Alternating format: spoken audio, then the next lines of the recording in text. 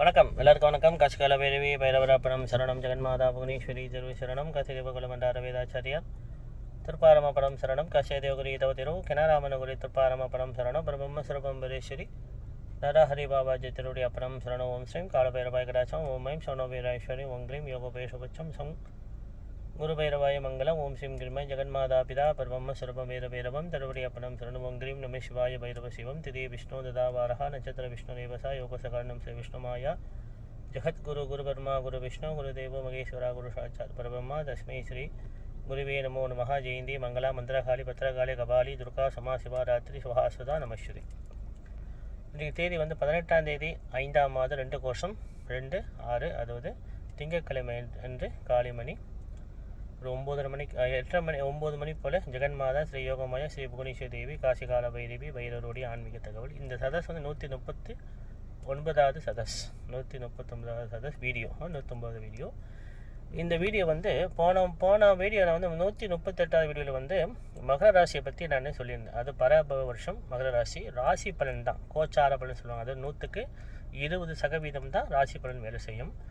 அவங்க தனிப்பட்ட மூல ஜென்ம ஜாதகத்தை வைத்து தான் 100க்கு 100% ஒரு பலனை துல்லியமாக எடுக்க முடியும். ஏன்னா இந்த ஜனன ஜாதகம் ரொம்ப முக்கியம். ஒரு மனிதனுக்கு என்ன தசாபுத்தி ஓடுது, கிரகங்கள் எப்படி அமைப்பில் இருக்கிறாங்க, நட்பா பகையா நீச்சமா உச்சமா, இதெல்லாம் வைத்து தான் நம்ம வந்து கோச்சார பலனை இணைத்து, இப்போ ராசி பலனை இணைத்து, ராசி பலனுக்கு கோச்சார பலன் இணைத்து சொல்கிறது தான் துல்லியமான பலன் எடுக்க முடியும். இந்த ராசி பலன் என்பது வந்து இந்த ஆண்டு 14ஆம் தேதி 4ஆம் மாதம் 2026 அடுத்த வருஷம் 2027 4ஆம் மாதம் 14ஆம் தேதி வரைக்கும் ஒரு வருஷத்துக்குள்ள பலன் தான் இது. அப்போ இந்த கும்பராசி பற்றி இந்த ஆடியோவில் நான் 139வது வீடியோவில் நான் இதை பற்றி நான் வளர்க்குறேன். கும்பராசி வந்து ரொம்ப ஆன்மீக தத்துவ ராசின்னு சொல்லுவாங்க. ஆன்மீக நாட்டம் அவங்களுக்கு கண்டிப்பாகவே இருக்கும், இயற்கையாகவே அவங்களுக்கு இருக்கும். எப்படின்னா இந்த மிதன ராசி, இந்த துலா ராசி, இந்த கும்பராசி, இந்த 3 ராசிக்குமே எப்பயுமே வந்து ஆன்மீக தொடர்பு, ஆன்மீக நாட்டம், ஆன்மீகத்து மேலே பாசம், ஆன்மீக மேலே நம்பிக்கை, பக்தி ரொம்ப இருக்கும். சில ஜாதகம் கும்பராசிக்காரவங்களுக்கு வந்து சில ஆன்மீகத்தில் கொஞ்சம் குறைவாக இருக்கலாம். ஆனால் அவங்க நல்லா சொந்த வேலை செய்யணும், சொந்த பிஸ்னஸ் செய்யணும், வாழ்க்கையில் வந்து ஒரு உன்னதமான நிலைமைக்கு வரணும் சொல்லி ஒரு அமைப்பு அவங்களுக்கு எப்பயுமே ஆசையாக உண்டு. சொந்த வேலை தான் செய்யணும்னு ஆசைப்படுவாங்க. ஆனால் பெரிய பணக்காரவங்க, பெரிய அரசியல்வாதிகள், பெரிய பேர் உள்ளவங்கள்ட்ட தொடர்பு அவங்களுக்கு இருக்கும். அப்படின்னா அவங்களுக்கு வந்து நண்பராக இருப்பாங்க அவங்களாம். ஏன்னா இந்த கும்பராசிக்கு வந்து 7ஆம் ராசி சிம்ம ராசியாக இருப்பதால் எப்பவுமே இந்த கும்பராசிக்கு வந்து நண்பர்கள் வந்து பெரிய நல்ல நிலைமையில் நல்ல வசதியாக இருக்கிறவங்க அமைப்பு ஏற்படும். ஆனால் அவங்க வந்து வாழ்க்கையில் வந்து முற்பகுதியை விட, இந்த மகர ராசியும் கும்பராசியும் அடிக்கடி சொல்லுவேன், வாழ்க்கையில் வந்து முற்பகுதியை விட பிற்பகுதி 34 வயதுக்கு பிறகு தான் ஓரளவு ஒரு நிலையை வந்து நன்மையான நிலையை வந்து அடைவாங்க. ஆனால் நான் இது பொதுவான கருத்து. இது வந்து எல்லா குருமார்களுக்குள்ளே நான் சொல்கிறேன். இது வந்து என்னோடய கருத்து. நான் படித்தது, என்னோட முன்னோர் சொல்லி கொடுத்த வச்சு பார்க்கும்போது, ஒரு ஜென்ம ஜாதகத்தை, ஒரு குழந்தை பிறந்த ஜாதகத்தில் இந்த கும்ப வீட்லேயும் சிம்ம வீட்லேயும் ஏதோ ஒரு கிரகம் இருக்கணும். அது நல்ல கிரகமாக கெட்ட கரகமாக ஒரு கிரகம் இருந்தது சொன்னால் வாழ்க்கையில் அவங்க கடைசி நிலையை வந்து அவங்க நினச்சது சாதனை பண்ணுறாங்க. அவங்க நினச்சதை வந்து கண்டிப்பாக அவங்க சாதனை கண்டிப்பாக செய்கிறாங்க. நான் பார்த்துருக்கேன். இந்த கும்பத்துலேயும் இந்த சிம்ம வீட்லேயும் ஒரு கிரகம் இருந்தால் ஒன்று ஆன்மீகத்தில் சாதனை பண்ணுறாங்க, இல்லைன்னா தொழிலில் சாதனை பண்ணுறாங்க, இல்லை நல்ல பேராவது எடுக்கிறாங்க. நான் பார்த்துருக்கேன். அதே மாதிரி இந்த கும்பராசி பொதுவாக வந்து ஒரு விளக்கு வந்து ஒரு குடத்துள்ள இருக்கிற மாதிரி அவங்க தன்மை, அவங்களோட பெருமை, அவங்களுடைய வேகங்கள், அவங்களோட நல்ல இதுதான் வந்து வெளியே தெரியாது. அவங்கள்ட்ட பழகி பார்க்கும்போது தான் அந்த தன்மை அவங்களுக்கு தெரியும். எப்பயுமே அது அப்படி தான். அதே மாதிரி நான் போன வாட்டி வந்து இந்த மகராசியோடைய கடைசி நட்சத்திரமான அவிட்டம் முதல் பாதம் 2வது பாதம் வந்து மகராசியில் இருக்கும். அவிட்டம் 3வது பாதம் 4வது பாதம் வந்து கும்பத்தில் இருக்கும். அப்போ இந்த அவிட்ட நட்சத்திரோடைய பைரவர் உங்களுக்கு தெரியும். அதாவது சீர்காழியில் உள்ள பலிபீட மூர்த்தி தான் அஷ்ட பைரவர். அதாவது மீறி பார்த்தா எல்லா கோவிலையும் பலிபீடம் வைக்கிறாங்க பார்த்தீங்களா. அது தத்துவம் வந்து ஒரு பக்கம் இருந்தாலும் நிறைய பெரிய தத்துவம் இருக்குது. சாமிகிட்ட போகிறதுக்கு முன்னால் பலிபீடத்தை பிரார்த்தனை பண்ணி நம்மளுடைய கெட்ட எண்ணங்கள் அங்கே பலி கொடுக்கணும்னு சொல்லி சாஸ்திரங்கள் சொல்லி இறைவன்கிட்ட வந்து தூய மனிதோட தூய சிந்தனையோடு போகணும், வேண்டுதல் வைக்கணும் சொல்லி சொல்கிறது அந்த இந்த பலிபீடம் என்பது வந்து இந்த பலிபீட மூர்த்தியில் அந்த இடத்துல பலிபீடத்தில் வந்து 8 அஷ்டபைரவர்கள் தாமரை இதழில் அமர்ந்திருக்கிறாங்கன்னு சாஸ்திரம் சொல்லுது. எங்கெங்கே வந்து பலிபீடம் இருக்குதோ அங்கெல்லாம் வந்து அஷ்டபைரவர் இருக்கிறாங்கன்னு அர்த்தம். அஷ்டபைரவர்கள், அஷ்டலட்சுமிகள், அஷ்டதிக்பாலர்கள் சொல்லி இந்த 3 அங்க தேவதைகளும் வந்து அந்த பலிபீடம் இடத்துல வந்து ஒழியிறாங்க. அதனால தான் வந்து பலிபீடம் முன்னுக்கு விழுந்து கும்பிடுங்கன்னு சொல்லுவாங்க. பலிபீடத்தை தாண்டி சுவாமிகிட்ட போகாதீங்க, பலிபீடத்தை முன்னுக்கு வந்து வேண்டுதல் வைத்து விழுந்து கும்பிடுங்கன்னு சொல்லி இந்த ஆகம சாஸ்திரங்கள்லாம் வந்து ரொம்ப சொல்லும். இந்த பலிபீடத்தில் தான் வந்து பார்த்திங்கன்னா குருமார்கள் வந்து சாதம் பிடிச்சி வச்சு பூஜை பண்ணுவாங்க.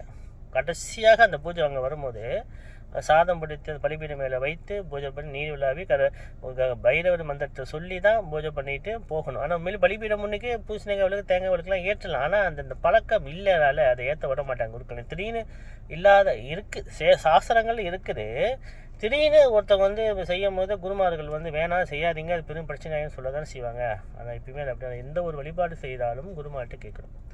இப்போ ராசி பலன் படி பார்க்கணும். இப்போ வந்து இந்த பலிபீட மூர்த்தி சீர்காழியில் உள்ள பலிபீட மூர்த்தி தான் இந்த அவிட்ட நட்சத்திரத்துடைய குலதெய்வம். 2வது சதய நட்சத்திரம். இந்த சதய நட்சத்திரம் 4 பாதமும், முதல் பாதம், 2வது பாதம், 3வது பாதம், 4வது பாதம், 4 பாதமும் கும்பராசியில் தான் இருக்கும். இப்போ இந்த சதய நட்சத்திரத்துடைய பைரவர் வந்து சங்கரன் கோயிலில் உள்ள சர்ப பைரவர். சங்கரன் கோயிலில் உள்ள சர்ப பைரவர் தான் இந்த சதய நட்சத்திரத்துடைய குலதெய்வம். அதுக்கு பிறகு 3வது நட்சத்திரம் வந்து பூராட்டாதி நட்சத்திரம் முதல் பாதம், பூராட்டாதி நட்சத்திரம் 2வது பாதம், பூராட்டாதி நட்சத்திரம் 3வது பாதம். இந்த 3 பாதமும் கும்பராசியில் தான் இருக்கும். கும்பராசியில் தான் விசேஷமாக இருக்கும். அப்போ கும்பராசியில் இருக்கும்போது இந்த 3 நட்சத்திரம் அவிட்டம் 3வது 4வது பாதம், சதய நட்சத்திரம் 4 பாதமும், பூரட்டாதி 1, 2, 3 பாதமும் சதய நட்சத்திரத்தில் தான் வந்து இருக்கும். இதுதான் ஒரு பெரிய ஒரு விசேஷம். ஏன்னு சொன்னா, நீங்கள் இந்த ஜாதக கட்டத்தை நீங்கள் கணிச்சு பார்த்தீங்கன்னா இந்த இந்த இந்த சதய நட்சத்திரம் கும்பராசி இது வந்து ரொம்ப முக்கியத்துவம் பெறும். ஏன்னா வாழ்க்கையில் வந்து பிற்பகுதி ரொம்ப நல்லா இருப்பாங்க. சில விஷயங்களை வந்து விஷயங்களை வந்து உணர முடியுமா அப்படின்னா, மறைப்பொருள் துஷ்ட தேவதைகளை வந்து உணர முடிய சக்தி உண்டு. நீங்கள் இந்த பெரிய பெரிய புராணங்கள்லாம் படித்தீங்கன்னா ரொம்ப சித்தர்கள், ரொம்ப முனிவர்கள், ரொம்ப தவசிகள்லாம் பார்த்திங்கன்னா இந்த திருவாதிரை சதயம் சுவாதீனத்தில் தான் வந்து பிறந்திருப்பாங்க. ரொம்ப பேர்கள் நீங்கள் கவனித்து பாருங்களேன். இந்த பெரிய பெரிய மகான்கள் 63 நாயனார்மார்களோட நட்சத்திரம்லாம் பார்த்திங்கன்னா இந்த திருவாதிரை சுவாதி சதயம் தான் வரும். ரொம்ப சதயம் தான் வரும். ஏன்னா அந்த கால புருஷ ராசிக்கு வந்து 11வது வீடுனா இந்த கும்ப ராசி சொல்லப்பட ரொம்ப முக்கியத்துவம் பெறும். சரி, அது கும்பராசியை பற்றி பிறகு இருக்கட்டும். இது வந்து பொதுவான பலன் தான். ஆனால் கும்பராசிக்கு ஒரு மூச்சு விட்டு விலகியிருக்காங்கன்னா, ஒரு பெரிய நிம்மதி ஏற்படுதுன்னா சனி பகவான் கும்பராசியை விட்டு விலகியிருக்கிறார். எப்போ விலகிறார்னா 6ஆம் தேதி 3ஆம் மாதம் 2026 சனி பகவான் சொந்த வீட்டு தான் இருந்தாலும் சனி பகவான் வந்து கும்பராசி விட்டு மகர ராசிக்கு மீனராசிக்கு போயிருக்கிறதுனால கும்பராசிக்கு வந்து பெரும் பிரச்சனைகள், நாளடைந்த இருந்த பிரச்சனைகள், ஏதாவது ஒரு மன குழப்படிகள், கஷ்டங்கள், பண போராட்டங்கள், கெட்ட பேர் எடுப்பது, இதெல்லாம் வந்து நடந்து முடிஞ்சு யாரும் சின்னவங்க தெரியுமா, அது ஜென்மசனி இன்னும் ஆபத்தானது. அது இப்போ விளையாடுச்சு. இனிமேல் வந்து ஒரு பெரிய பாதிப்பு. ஏன்னா குரு வந்து உங்களுக்கு இன்னும் சாதகமாக இல்லை.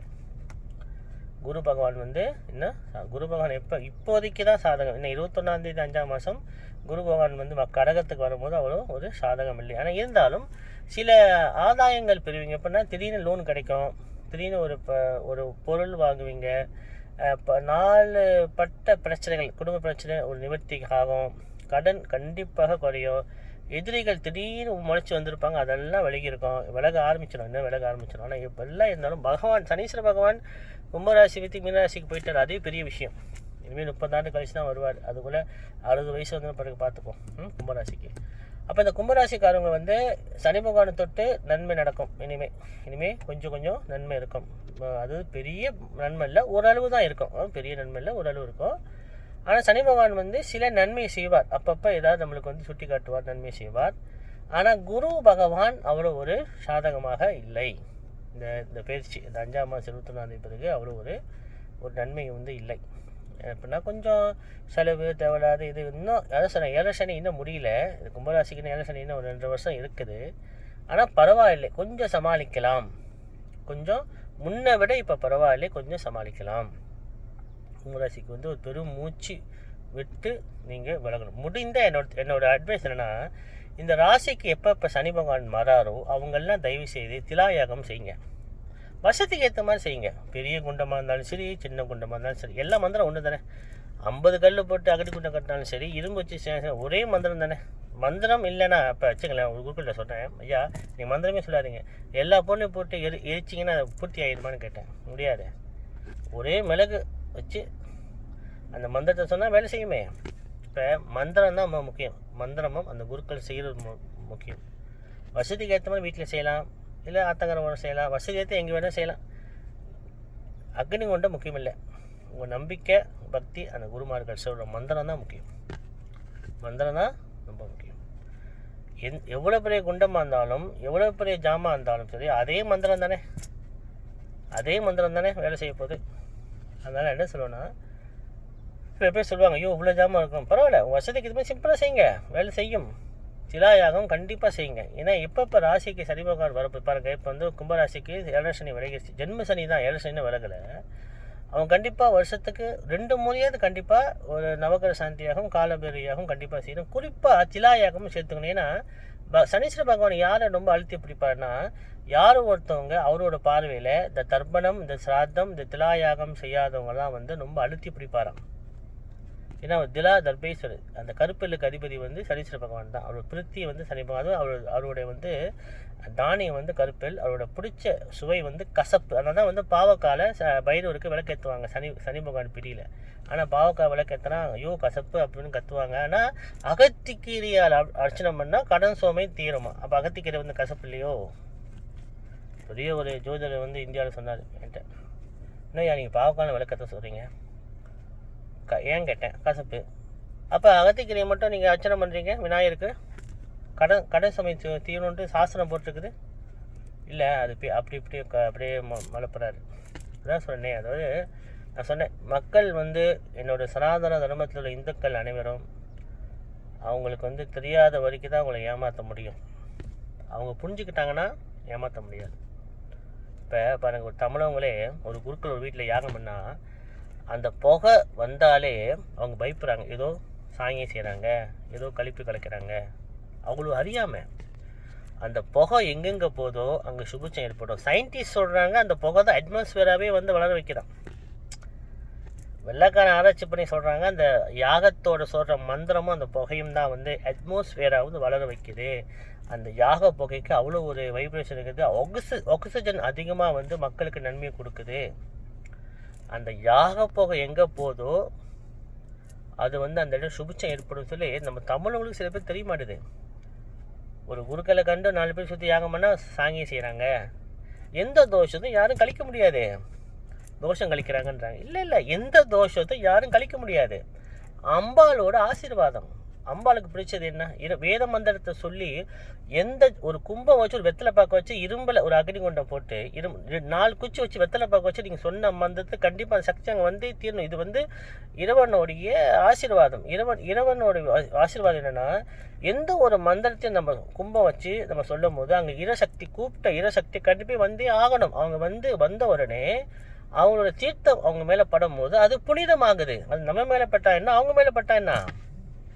ஆனால் நம்ம தமிழவங்க சில பேர் என்ன சொல்கிறாங்கன்னா, ஐயோ ஓம புகை ஐயோ ரொம்ப வருது, அது இது பண்ணுதுன்ட்டு. அதான் அறியாமை. பாருங்கள், நம்ம தமிழவங்க இன்றைக்கி வெள்ளைக்காரங்க சமஸ்காரத்தம் கத்தி பூநூல் போட்டு யாகம் பண்ணுறாங்க. நம்ம தமிழவங்களுக்கு இந்த யாகத்தோட தன்மையே தெரிய மாட்டுது. யாகம் எவ்வளோ முக்கியமே தெரிய மாட்டுது. என்ன பண்ணுறது? வருங்காலம் என்ன ஆக போகுது எனக்கு பயமாக இருக்குது. அவ்வளோதான், வேறு ஒன்றும் இல்லை. சமஸ்காரம் வேணான்றாங்க. தமிழ் நம்மளுக்கு தாய் மாதிரி, சமஸ்கிருதம் நம்ம தந்தை தாயின்னு யாருக்கும் புரிய மாட்டுது. சமஸ்கிருதம் இயற்கையிலேருந்து விட்டப்பட்ட ரிஷிகளோட தெய்வீக பாஷை. அதான் தமிழ் தாய். அதே மாதிரி உங்களுக்கு சொல்லிக் கொடுத்த சமஸ்கிருத ரிஷிகளோட பாஷையை நீங்கள் எதுக்கு விட்டு கொடுக்குறீங்க? அதனால் எப்பயுமே இந்த கும்பராசிக்காரங்க ஆன்மீகத்தில் ரொம்ப இருக்கும். ஆனால் அவங்களுக்கு வந்து குரு பகவான் அவ்வளோ சாதகமாக தான் இல்லை. அதுக்காக பயந்துடாதீங்க. குரு பகவான் ஒரு காலகட்டத்தில் குரு பகவானுடைய அசிதாங்க பைரவர் மந்திரமும் பிராமி மந்திரமும் ஜபம் பண்ணுங்க. வியாழக்கிழமை இப்போ நவகரங்கள் எல்லா சாமியும் கும்பிட்டு நவகரையும் குரு பகவானுக்கு அர்ச்சனை பண்ணிவிட்டு அங்கே பைரவர் அவருக்கு ஒரு ஓஞ்சி பழத்தில் விளக்கேற்றுங்க.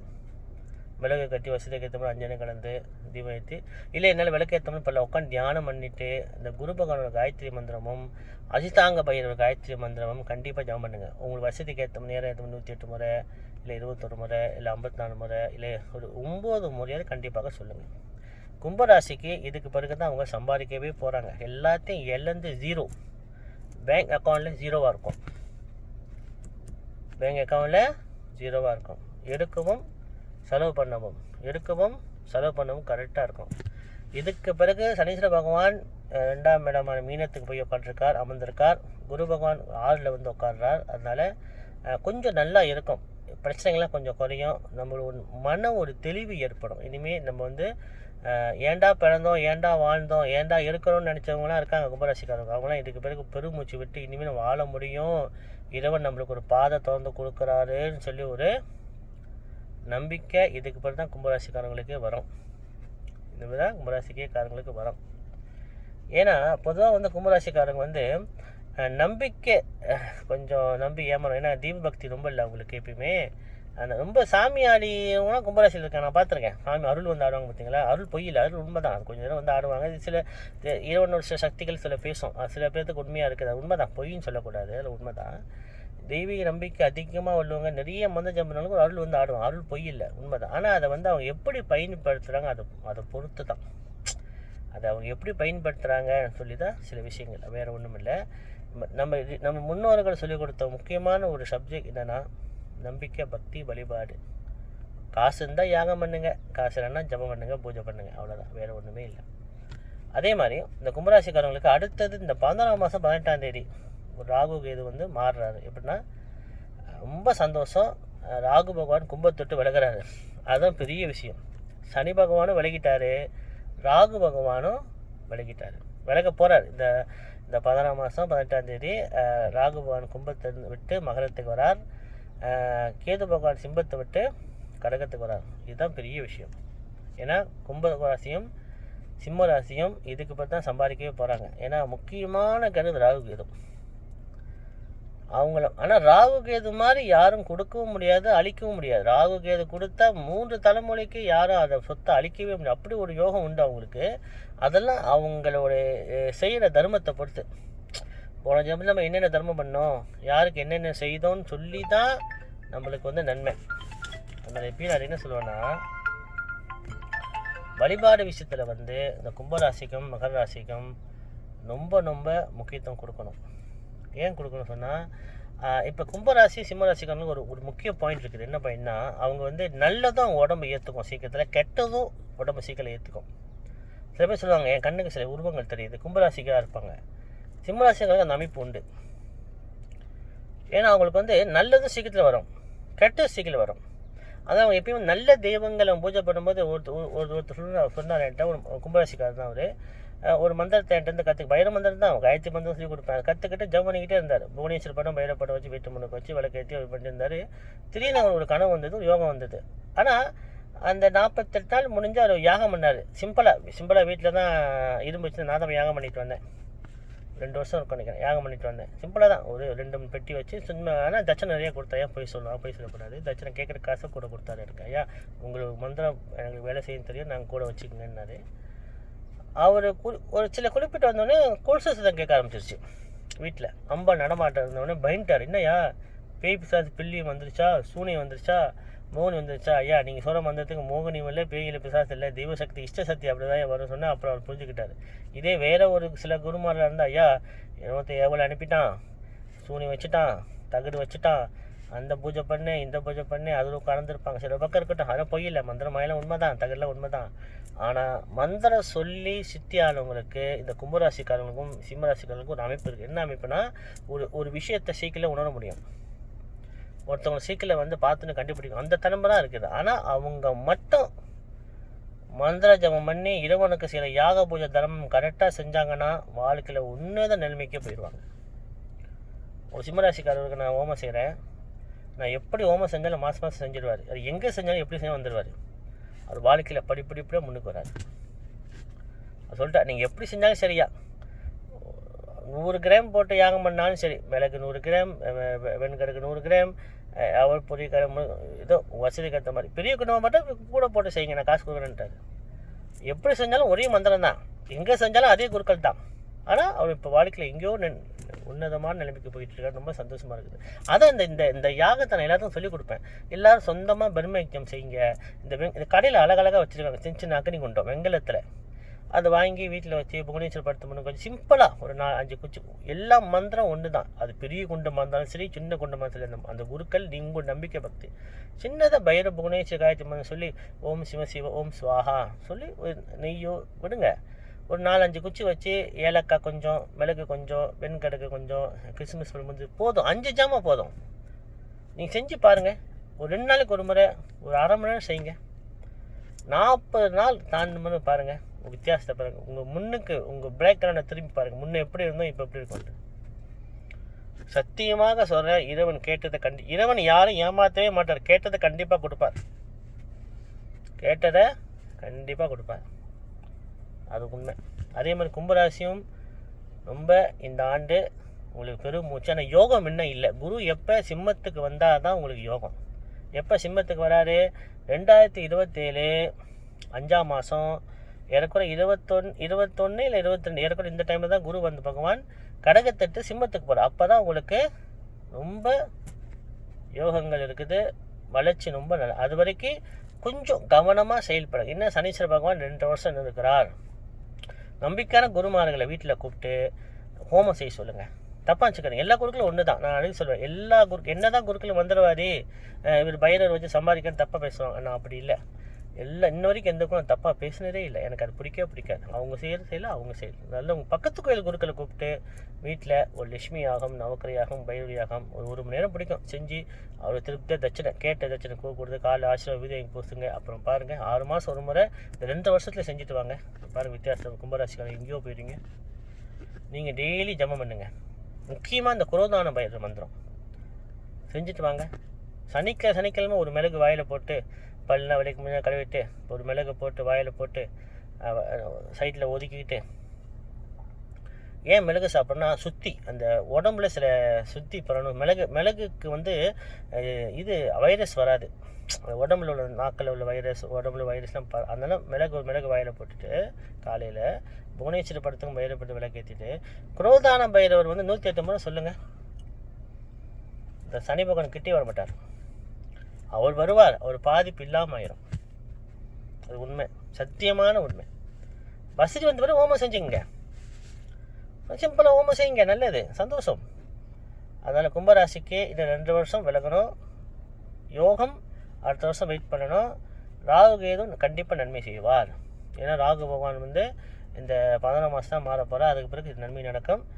அடுத்த ஆடியோவில் 140வது ஆடியோவில் நான் மீனராசியை பற்றி நான் மீனராசி தான் இப்போ ரொம்ப கவனமாக இருக்கணும். பகவான் மீனராசியில் உட்காந்துருக்கிறார், என்னென்ன செய்ய போகிறாருன்ட்டு 1 வருஷம் கழிச்சு தான் தெரியும். இப்போ ஆட்டமாக சில பேர் ஆடுவாங்க, எனக்கு சாமி இல்லை, பூதம் இல்லை, அது இல்லை, இது இல்லை, எனக்கு எல்லாம் சாதனை பண்ணுவேன். மீனராசி ஆடட்டும்.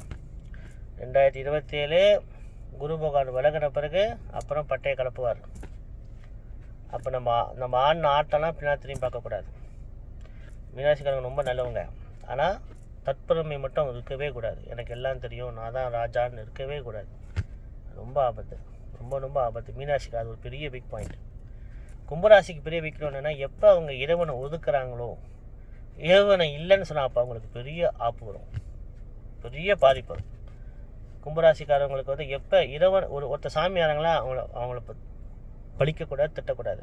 ஒருத்தவங்க பொய் சாமியானாலும் உண்மை சாமியானாலும் குருமார்களை என்றைக்குமே பகச்சக்கூடாது. கும்பமும் சிம்மமும் அது பெரிய ஆபத்து இருக்குது.